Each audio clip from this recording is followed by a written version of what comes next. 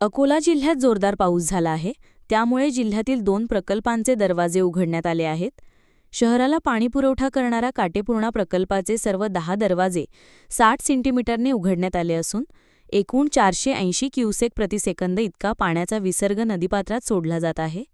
पारस औष्णिक विद्युत केंद्रासाठी बनवलेल्या बाळापुरातील मन नदीवरील प्रकल्पाचे 10 दरवाजे उघडले आहे. त्यामुळे बाळापूर शहराकडे जाणाऱ्या मन नदीवर 4 ते 5 फूट पाणी असल्याने संपर्क तुटला आहे. नदीवर असलेल्या पुलाचे कठडेही वाहून गेले आहे. पातूर तालुक्यातील झरंडी गावाला पाण्याने वेढा घातल्याने गावाशी संपर्क तुटला आहे. बार्शी टाकळी, मूर्तिजापूर, पातूर, बाळापूर तालुक्यात अशीच परिस्थिती असून नदीकाठच्या गावांतील नागरिकांनी सावध राहावे तसेच नदीपात्र ओलांडू नये अशा सूचना प्रशासनाने दिल्या आहेत.